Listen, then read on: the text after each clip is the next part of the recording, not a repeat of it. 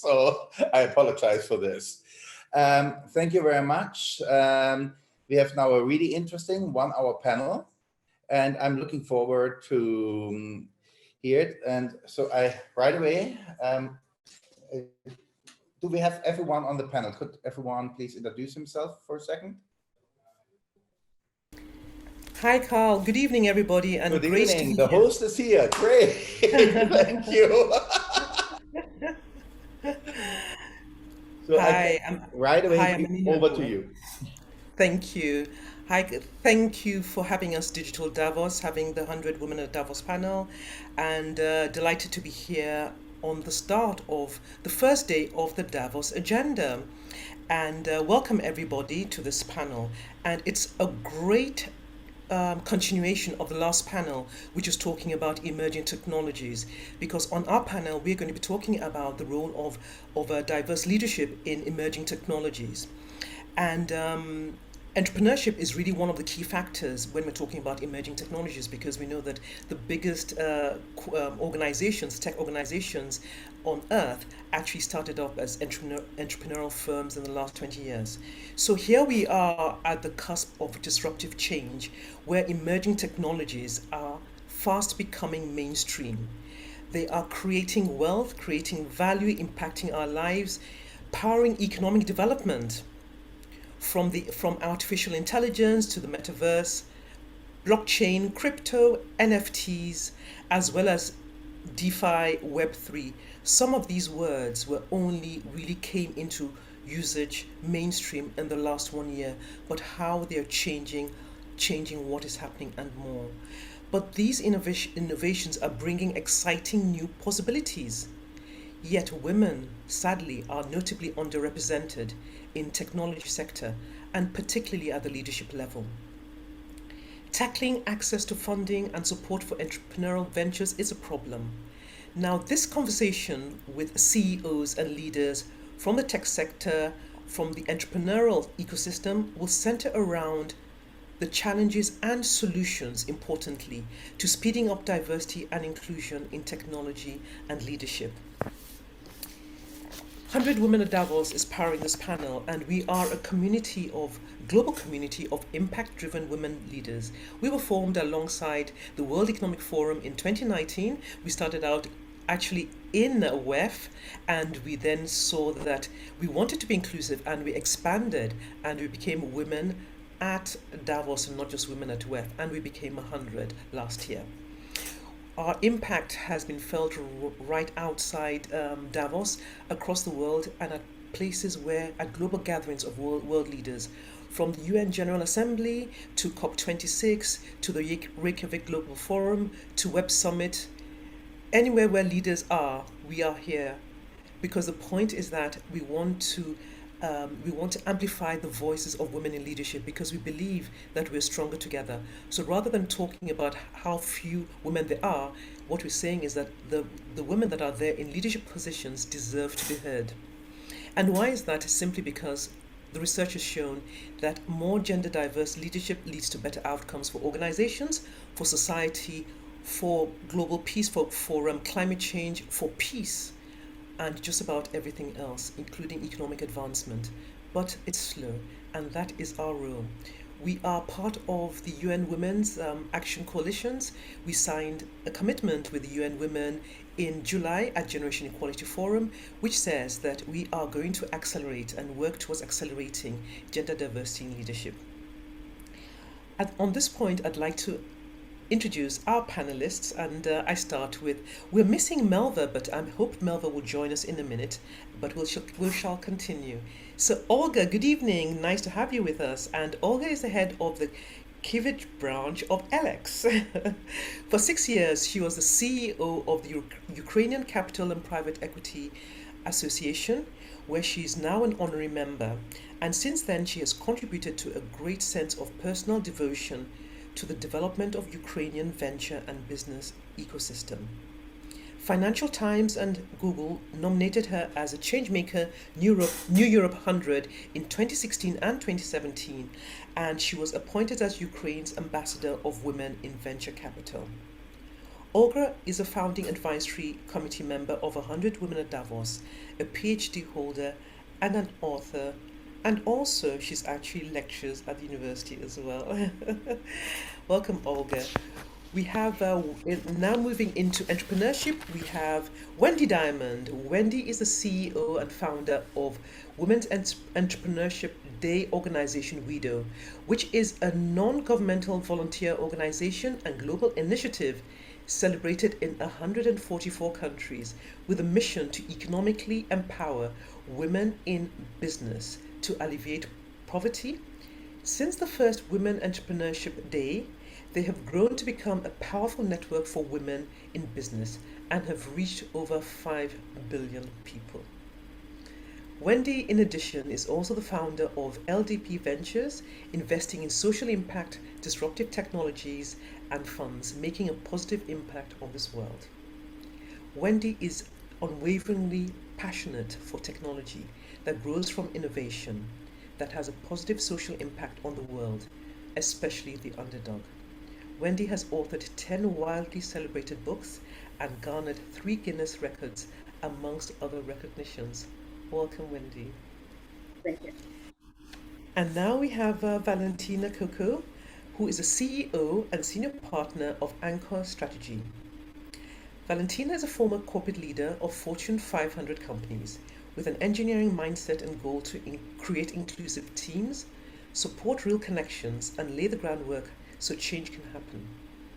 Valentina believes that to see the results we want in our business, life, and in the world, we need to start by taking small and steady actions that build diverse and inclusive cultures. So ladies, on that note, we just move straight into our panel. And my first question is this. Despite an increase in women's participation in STEM in recent years, men still heavily dominate in the tech industry, leadership, and some argue that this is related to there not being enough female role models within the industry.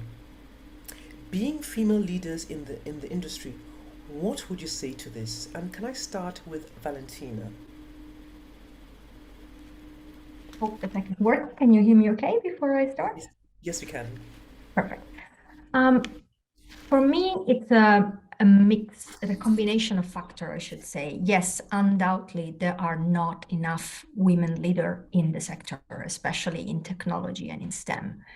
At the same time, we know that the ones that are there are getting less visibility than the men founders, that the men CEOs, or the men entrepreneurs, the men counterparts. And we also know that the way that women founders, women in tech and leaders are represented by the press is often more biased than how men are represented. So I feel like it's a mix of lack of role models. As you say, we do need more women in leadership to have more role models for all these young women that are getting into STEM. At the same time, the ones that are there should be more visible and better represented. The other point that I think it's also an impact is that we see that more women are getting into STEM now than ever before. The number of women that enroll in STEM programs or they start as junior employees in companies in tech, in startups, in big tech companies is higher than ever before. Yet at some point they don't reach that leadership level. So we also need to provide them the role model and make sure that the ladder doesn't disappear under them before they can even hit that glass ceiling that we say it exists for women in leadership.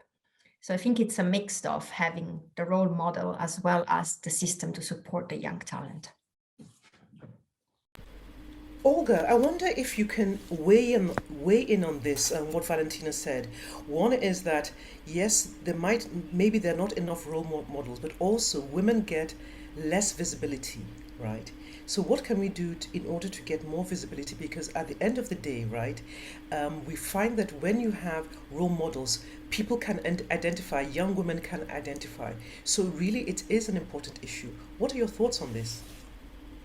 Hi, Anina. Hi, ladies. Happy to be here with you. Unfortunately, not offline, but we have what we have, and I think we are enjoying this also. Yeah, indeed, I agree with Valentina, and the very important question you're raising is that there are many ways which are probably at the beginning like not visible on how we can empower women. I think one of the important things is which can also help to overcome this bias that, yeah, but there are not enough women for these leadership positions, or not enough women in STEM at this point, or we cannot hire men just because there are no female on the market. So in order to overcome this, probably we should highlight women, we should highlight success stories and promote them, like to speak more about that. The other thing is, like, if we're talking in STEM and also about investment world, where I developing my career, is that unfortunately people are eager to unconsciously support others who are of the same gender. Is not happening because, like, I'm a man and I want to support and promote men. Sometimes it's not that. Sometimes it's just the nature, and this is unconscious behavior. And therefore, more women in venture capital and private equity, so like in investment industry, can be a small but important step into bringing more female-founded startups to the bigger rounds, like to help them to fundraise, and as an instrument to use this for developing not only small startups that survive only till pre-seed or seed stage, but the ones who are becoming global corporations and global businesses. For now, there is a very big problem, not only in the world of startup founders, not only in STEM, on like engineers in different levels with gender equality, but also in the venture capital industry. Only a couple percent of people who make decisions, who are partners of VC funds or who are limited partners, they're women. And this is one of the issues that we need to tackle and to help in education. And this is actually the next point, which I think, and I am sure that every one of us agree, is that inclusive education is the key for all positions, like in STEM, also in financial roles, in the investment market. And on the personal level, I think it's important also to speak up, and not speak up only on behalf of ourselves when we see inequality or we see the biased attitude to what we do and how we behave, but also on behalf of others, because depending on the character, depending on the situation, sometimes people cannot stand for themselves. So like promoting and lifting each other is one of the way to overcome this issue now. Thank you. Thank you, Olga. You've spoken about the issue of unconscious bias, and you've talked about how we can uplift each other and promote each other. And these really are critical points you've made, and we are recording that. And I think that these are some of the messages that we need to share. Wendy, I know that you can weigh in on this, but just so that we can cover the questions, will move on, but I would, if we have time, I would love to have your input as well on that question, on the role models and how we can make sure that we can promote more women in the industry. Now, as technology and innovation are increasingly seen as critical to developing a more sustainable world, especially post-COVID, we are witnessing substantial levels of investment directed at innovation and tech-enabled businesses. In fact, I just left a panel in Switzerland, and one of the women on the panel was talking about a lot of money and cheap money that is actually out there. So there is capital out there. So it's not a lack of capital, right? Okay. Now, how can we actually encourage and empower more women to enter into this space, technology, innovation, and entrepreneurship, because that is the bedrock of technology, right? Innovation and creativity. Wendy, you work across all industries, you invest. Tell us, what are your thoughts? Sorry about that. Thank you again for having me on, and so excited to be here with everybody. Yeah, I mean, this is dear to my heart. I created Women's Entrepreneurship Day organization in 2013. And at that time in history, very few people were talking about women entrepreneurs. Very few people at all were even discussing it in the media and the press. Even UN Women were even talking about women entrepreneurship.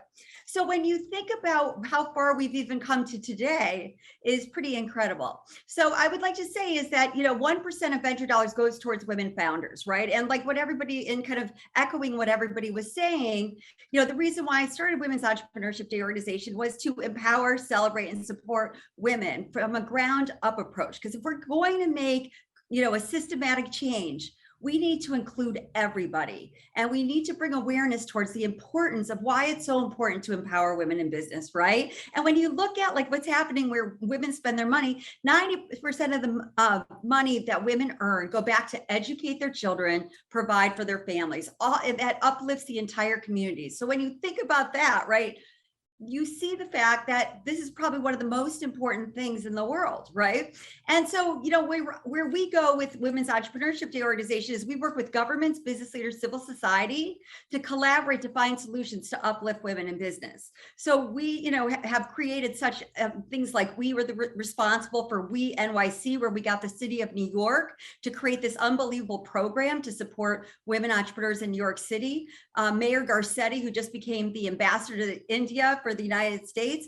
I mean, he created this whole initiative where he's dedicating money in their budgets to give grants to women entrepreneurs, right? So by doing this and creating this easy way for people to look at why it's so important is like the key to the game, right? One of the things that I also believe is there's no better time than now that we can empower women to become entrepreneurs. This last year, we created the first ever Women in Disability Startup Cohort, all from literally this one woman that I believe everyone in the world should know, named Judy Heumann. I'm sure if I asked the panel if everybody knows Judy Heumann, I don't know. Does anybody know who Judy Heumann is?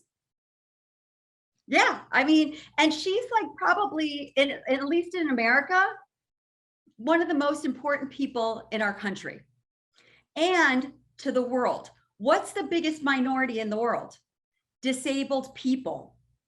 And she literally is the reason why we have the Disability Act in the United States. She's the reason why we have wheelchair access that's now being emulated around the world. And after bringing awareness to her and her work, I was inspired to create the first ever Women in Disability Startup Cohort. And we brought on an organization called Together International to do it. And Google for Grants just funded the whole program. And so when you think about initiatives like this is the key, right? It's about starting these little small programs and building it and bringing awareness towards it. And then getting these big companies to support it is how we're going to really create critical mass and help women entrepreneurs. So, that's what, our foundation works really closely with our government. We worked with Congresswoman Grace Meng passing a bill to support women entrepreneurs. We currently right now are funding 100,000 women in Afghanistan with crypto to create an ecosystem so they don't need to rely on banks and the new government, that they could just create an economy amongst themselves. And we just partnered with Stacks Coin, which is, they yield Bitcoin and it's a cryptocurrency. And what's really amazing about this is bringing traceability and transparency to where that money goes, right? And this is a pilot program that we're in discussions with the US State Department, because if we can create this in Afghanistan, we can do this all over the world. And when people want to contribute to support a woman, they're going to be able to do it directly into a wallet, where they're going to see where that money goes and what happens with their new businesses that they start. So, and about educating them on the importance of cryptocurrency, right? Because like let's just talk about Afghanistan, 40 million people, 20 million have mobile phones. We guesstimate about 5 million have mobile phones, whether it's a flip phone or a mobile phone, but to be able to show them that they can have financial access and be included in that ecosystem. And so I think really what's going on right now with what's happening with Bitcoin around the world and all these different cryptocurrencies, what the greatest thing ever has happened is that this is the most high integrity, deflationary financial instrument to provide financial inclusion for everybody. And why is it high integrity? The founders of Bitcoin, we don't even know who they are. They never ever spent one of their Bitcoins. They never transferred one of their Bitcoins. And they don't have power because nobody knows who they are. And when we talk about technology, the future is digital currency, DAOs, as well as Meta and the whole thing. But when you think about what's happening right now, you know, it's what is the first DAO in the world is Bitcoin, a decentralized autonomous organization. So if we can empower these women in these small countries and support 100,000 women there and show what this is doing in their community and then emulate this all over the world, I believe we can truly change the world from the ground up and enable all women to have opportunities, especially in technology. Wendy, thank you very much. You bring in two points I'd like to bring out from what you've said. You said quite a few things which all are important, but one, the importance of having a holistic strategy that is, you know, with governments, with civil society organizations, with the big tech companies, big organizations, right? So in the big picture. But also what is interesting is when we're talking about bringing women into technology, right? It's not only from the perspective of working in the industry, but from creating for women to be users, so they see the value, right, in using technology. So if it's in it's Bitcoin or rather in crypto, in the example that you've given, and that also is a way to include women, financially include them in the industry, as well as including them as people, as opportunities working in the industry. So thank you. These are really critical and important points. I'd like to move on to another point here, is that one thing that we do see, we looked at the funnel. So in many of the big organizations, you might see, you know, maybe not quite balanced, but at least a good proportion, right, of women coming in, right? But then I think Olga touched on it a little bit, and, you know, we'll raise that with Valentina. And the point is, so you have the entry, which looks fairly balanced, right? But then somewhere along the line, in the middle, and then by the time you get to leadership, right, it tapers off. But yet you do want to have women leaders in technology. It's critically important. One, because you're creating wealth. Two, because as Wendy said, when you're looking at women and what women are doing, they are investing, right, in families, in society, and all of that, right? So it's a more inclusive way. Women, not just bringing women in as inclusive, but women are inclusive in terms of the actions they take in society. So this is critically important, right? So my question to Valentina is this, right? Achieving gender diversity in leadership, we all need to work to make it happen, right? How do we encourage a buy-in, right? How do you encourage a buy-in from all stakeholders and create a truly inclusive culture in organizations? It's a wide question, and please, you know, attack it from whatever angle you'd like to. Thank you for the question, Anina. It's one of the topics I'm really passionate about, and also I think I've had quite a wide experience as my former corporate life and working with different organizations at different levels, and now with startups, from, you know, leading employee resource group to really being at a decision-making level. And I think there's a couple of things that you hear all the time. How do you get buy-in from the stakeholders, right? All of the books that you read about it will tell you, you need to first do sensibilization and training. Yes, we've done it all. Then you need to show them the business case. Otherwise, you know, the stakeholders will, especially from the top, will not understanding. And if it doesn't come from the top, you're not necessarily going to get the buy-in from the whole organization and cascading down, and you're not going to leave the culture and all of that. And yes, you do need the OKR, the KPIs, the business case, the importance of it. It's all needed. to get a buy-in. Yet, in my experience, you truly get buy-in and what I call real buy-in. And I don't mean that it's a fake buy-in, but it's a more superficial level. You know, you had a training, you know the business case, and you say, yes, I get it. At a rational level, you truly buy into something and you really want to make it happen when you form an emotional connection to it. And so in my experience, the key to change the leadership in organization and change the culture has been to find the one way or the one key to make these experiences that people live by not being included, by being minority, by, you know, by being subjected to microaggression every day, which is also one of the reasons why a lot of women taper along their career, right? There is just a certain level of tolerance you have towards these comments that you have to sometimes hear every day for 10, 15, 20 years of your career until you say, you know what, I'm just going to do something else.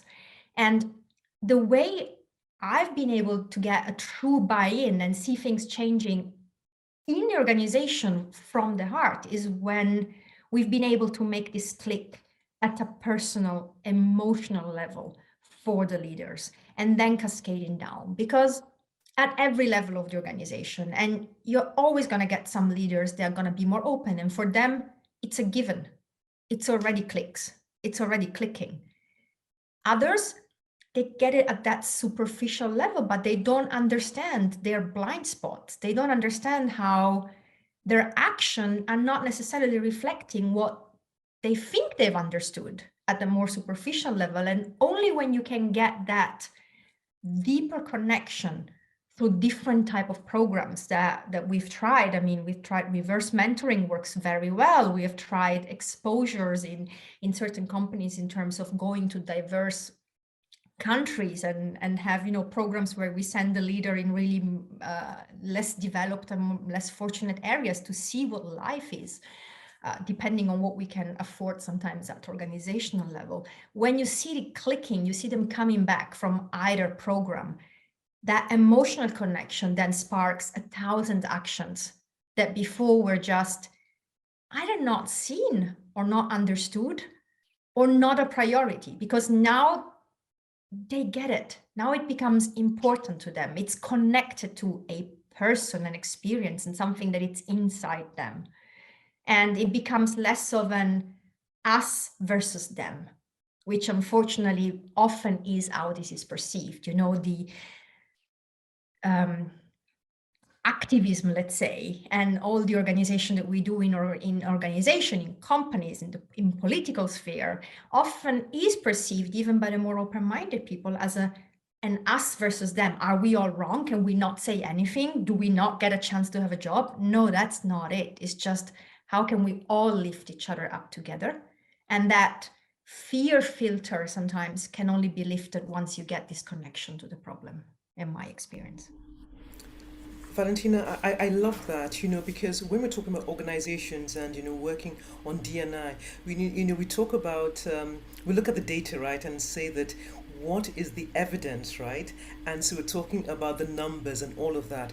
But you have struck, you know, you have struck a different, taking a different, you look at it in a different way. That is to say that it's all well and good to have the numbers, right, and to look at it in terms of that rational side, but what actually makes action, and is that deep emotional connection, you know.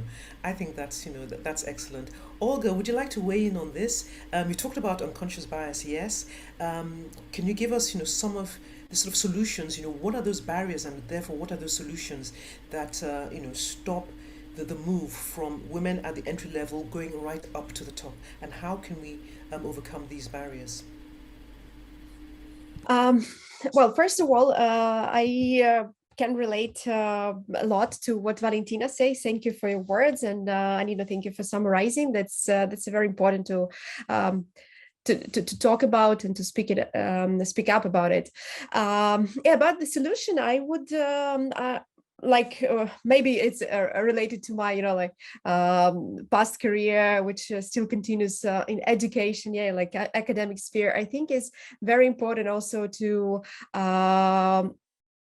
tackle girls and boys when they're still girls and boys. I mean, at the very young age, with education, with looking how professors at university and colleges and schools address different people. I mean, not only in gender context, but whatever it is, which includes diversity and inclusion, and so educating from early years that may sound not related to, like promoting women to leadership roles, but when the young girl sees, when she's just a small person, when she's very, very young, when she's, like going to the kindergarten, and she sees that, yeah, okay, but I can be whatever I want. I can be the CEO, I can be a chairwoman, I can be the president, like I can have any leadership role, and this doesn't have any problem in her head, in her mind, and in her consciousness. So it's very important thing to see, and this is what I'm trying also to use in my academic career as well, like inviting guest speakers who are not only male, which is sometimes can be hard, unfortunately, I have to admit, in the investment sphere. But when you like put when you like sit and look, and then it's not a problem. Like there are lots of great women, successful women with amazing exits, like amazing financial returns, showing the case studies of female founders. This is what I'm trying to use. And I have a funny story, which I shared in our 100 Women in Davos community, is that, so recently, at the end of the year, we were putting together the catalog of active investors. It's called the Investors Book. So this is the catalog of global funds who invest in the companies out of Ukraine or the region. And we were creating a lot of promotional videos, like short interviews with the VCs, as well as the animation. And so we received the list of the voices proposed by the video production studio for this animation. And okay, like we accepted, and we started to listen to the voice, and all the, I think like 20 or 30 voices were male. And I'm like, okay, very interesting, but like, don't you have any female? Like it's very visible. And the guy said, yeah, of course we have a separate folder only with female voices. We just didn't think that it would be relevant, because it's investments, it's venture capital and all this stuff. And this is my aim, like to show with these small things, like small, even it's just a voice. But then you understand that this is the voice, because this is the voice of venture capital in this case. So it's like a funny story, but I believe that the small steps can lead to not having this bias. And again, like starting from the small girl, educating both girls and boys that they can become the CEO or the vice president of whatever company they want, or whatever company they build themselves. Thank you, Olga. And you've literally answered my second question, my next question, which had to do with getting young women in. So that's fantastic.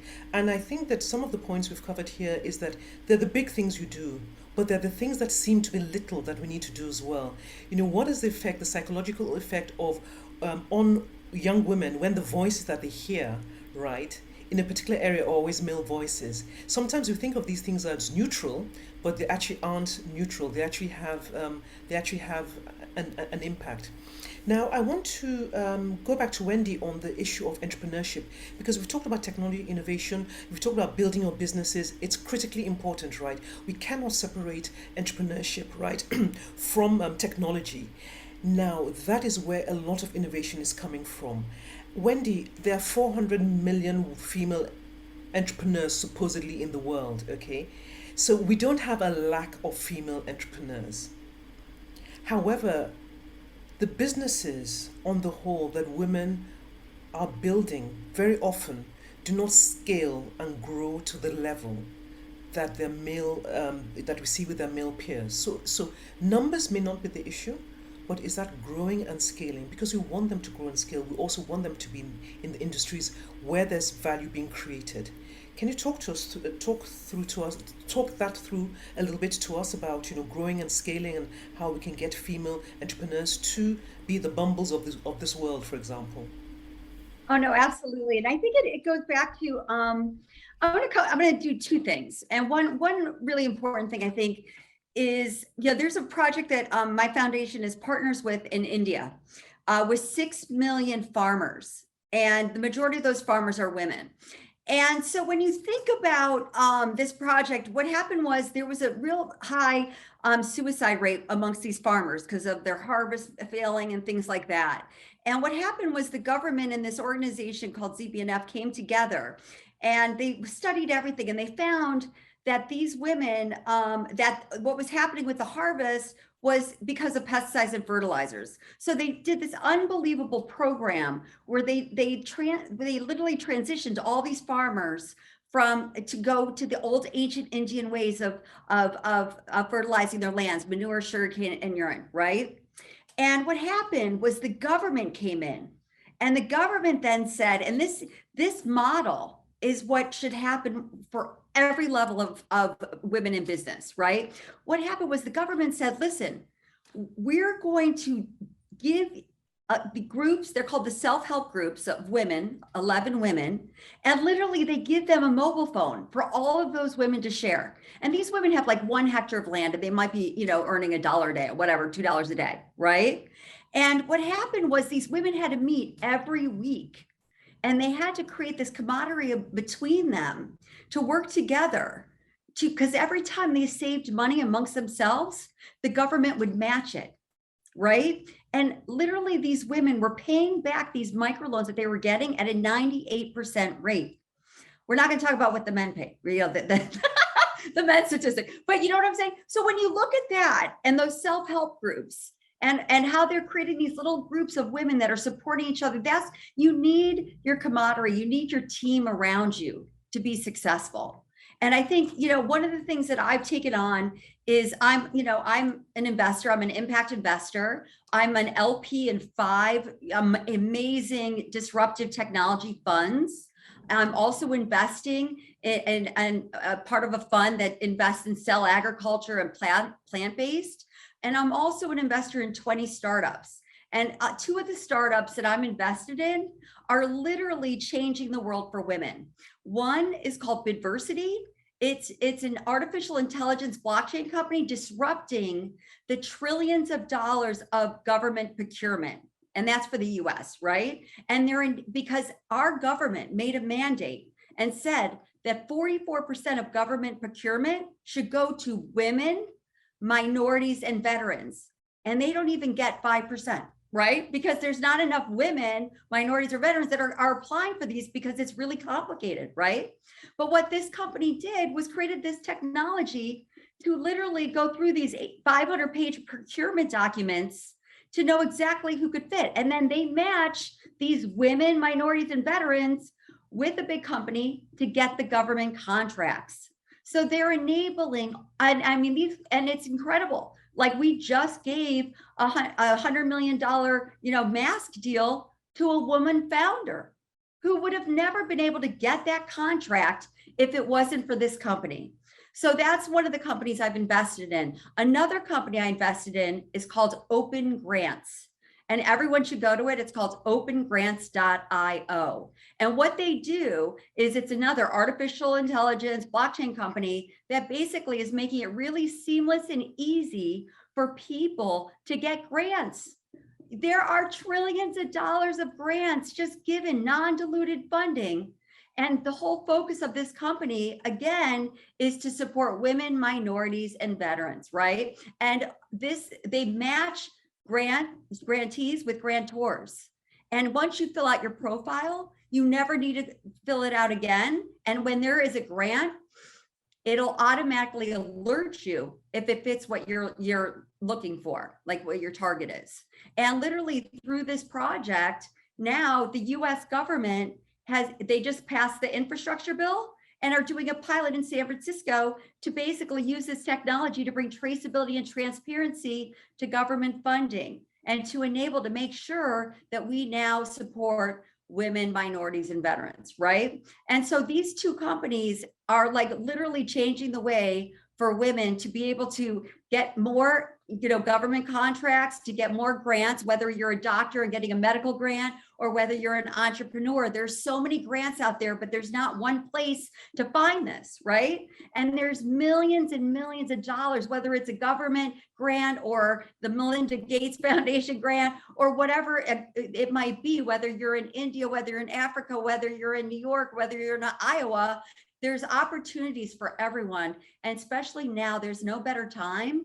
If you are interested in getting non-diluted funding and you're a woman, there's never a better time. Companies right now, like all the biggest companies in the world, have incubators, and they're supporting women entrepreneurs, and they're literally looking for women, right? And so I believe that there's no better time to be a woman entrepreneur, because there are so many opportunities. All you need to do is literally do a quick Google search with whatever sector you're in, whether it's in health or whether it's in, science or finance. And there are so many opportunities with incubators and grants and so forth to help you support your businesses. Thank you, Wendy, for that, for ending on that positive note. That now what we're talking about in today's world is access to opportunities, right? That there are opportunities out there, and it's about how to access opportunities. And I think that's very important, because very often, when women set out and they can't access it, it's as if it's not there, right? So we can look at how do you access. You've talked about two particular startups you've worked, you've invested in, and how they're helping women. You also mentioned about incubators, right? And lots of organizations. And I wonder if there's an organization or company out there bringing that together, or maybe that's something that we can do, right? And put together, that sort of diary or or that access, right? Or that collection of these organizations, and let it update automatically. But I think that the important point here is the intentionality, right? It is finding where the problem is, right? And removing that barrier to opportunity. So there's opportunity, but how do we remove the barrier to opportunity? Because it's not just saying that there's opportunity, right? It's how to access that opportunity. And you've given us a few examples, and thank you for Yeah, those. I'd also like to say one more thing is, Sure. it's up to us, Yes. to really, each of us can make a difference, right? And everyone in the world wants to help. You just have to make it easy for them. So by how I work with a lot of the funds that I'm in, and these funds are in deep technology, right? These are investing in, crypto and DAOs and metaverses and et cetera. But it's up to me to really work with the partners of these funds and to say, hey, look at this woman founder, or hey, look at this, right? And it's like, I really take action in making sure that there is that chance. And, really, I think right now there's this new sector and ecosystem is so passionate about helping the world, and, one of the companies, or one of the things I'm in is Pleaser DAO, which is a fractionalized NFT company. And they just donated $1 million to save the children. And so there's a lot of money out there, and they're just looking for people that they can invest in that are making a difference. And whether it's a grant or whether it's, for profit or nonprofit, there are so many opportunities out there.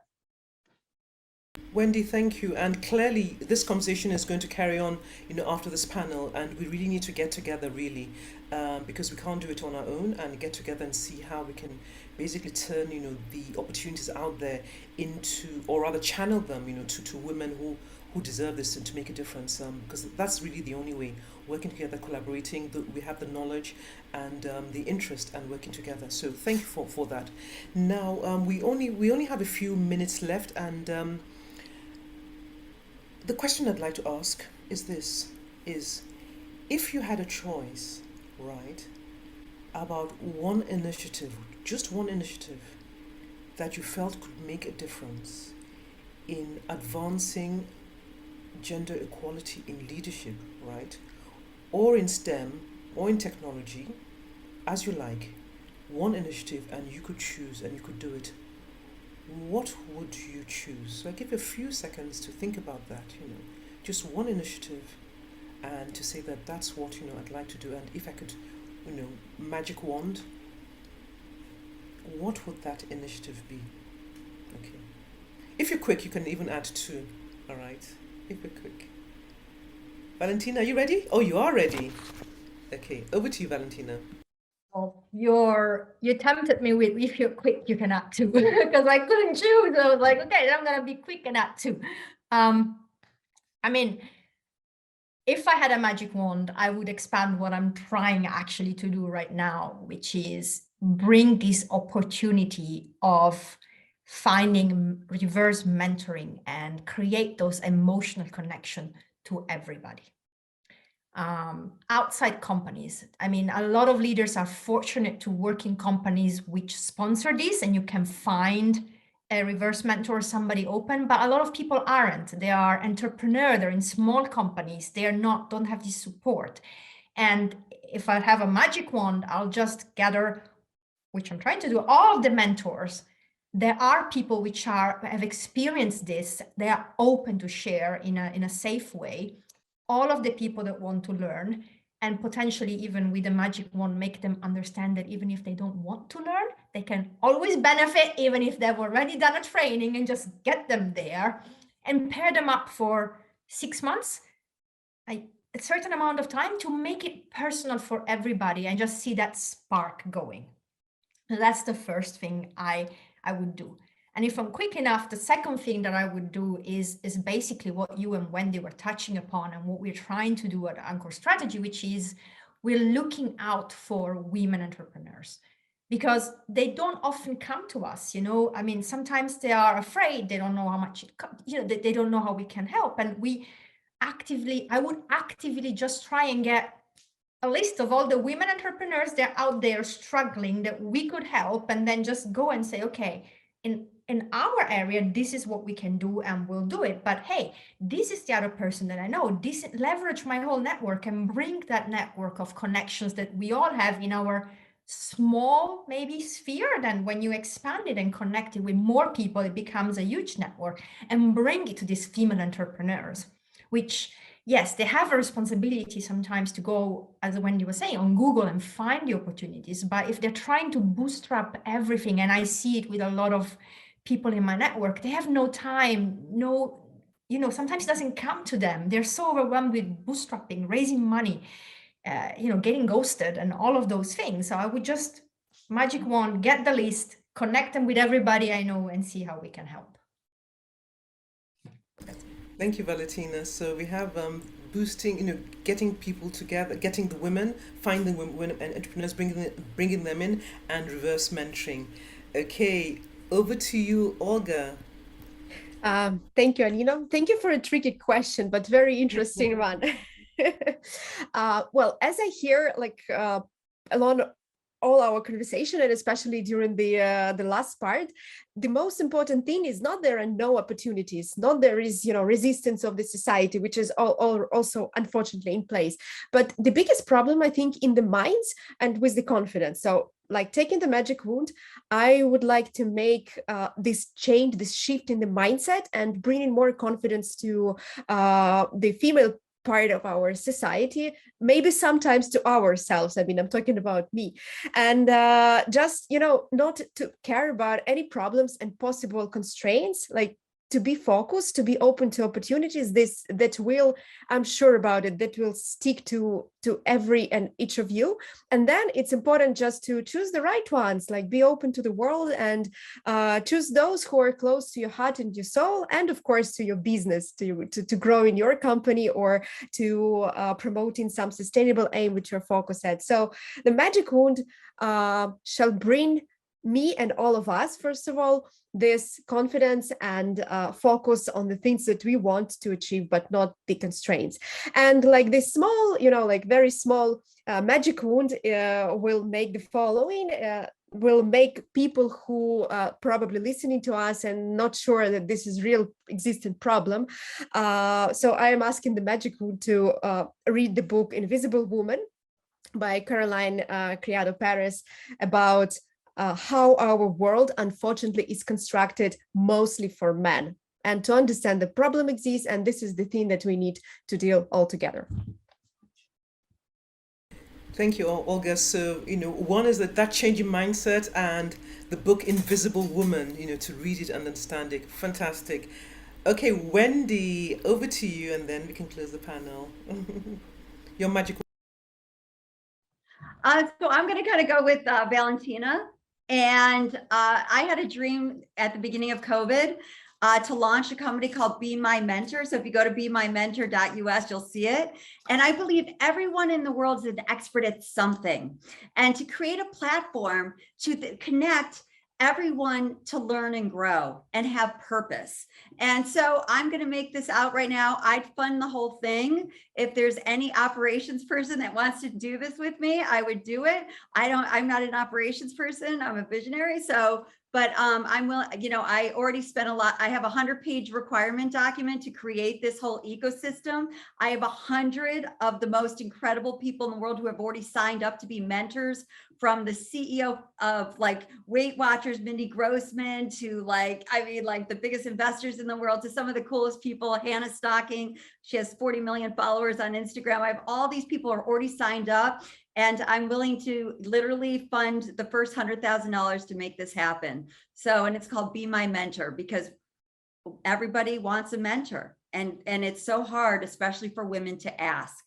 So will you be my mentor, and to create that ecosystem to connect everybody with a mentor? So here, thank you, Wendy. So here, another one, Be My Mentor. And one thing that I think has run through all that we've said somehow is this issue of community collaboration, working together, network. It's not doing it on your own, right? It's somehow interacting with a community somehow, whether it's a mentor, whether it's a community, whether other women, whatever it is, right? And I think that's one strong message that also underlies everything that we've said. But importantly, I think this has been one of the most positive panels that I have listened to, and I hope that this recording. Yes. One thing to interrupt. I just saw from our schedule and was made aware that we are in a half an hour break after your panel. So when you want to go a little bit longer, it's okay. I just got this from my team, and I thought I inform you right now, because it seems you start with the closing. So yes. Well, thank you very much, Carl. I was watching the clock. Well, so don't worry. We're going to move to part 2B, right, in a second. Okay. And really, what has been positive, right, is because all of you have given solutions and options and resources and availability. And I really hope that we get this recording, and we get the recording so we can share with women, to tell women that yes, it's hard, but these are some of the resources, the ideas that are out there for you. So ladies, we do have a little bit of time, right? Okay, and so we can move on to other questions, or we can even have it a free flow, right? Okay. Now, the question that I have here is that, not for you, but for those who are listening. So leaders who are here. So what would you tell leaders here who are listening? How can they, what action can they take to achieving more diversity and inclusion, right? In leadership in the whole, and in particular in the tech sector, okay? So speaking to leaders who are here, who are listening. So ladies, anybody who can answer that question, it's up to you.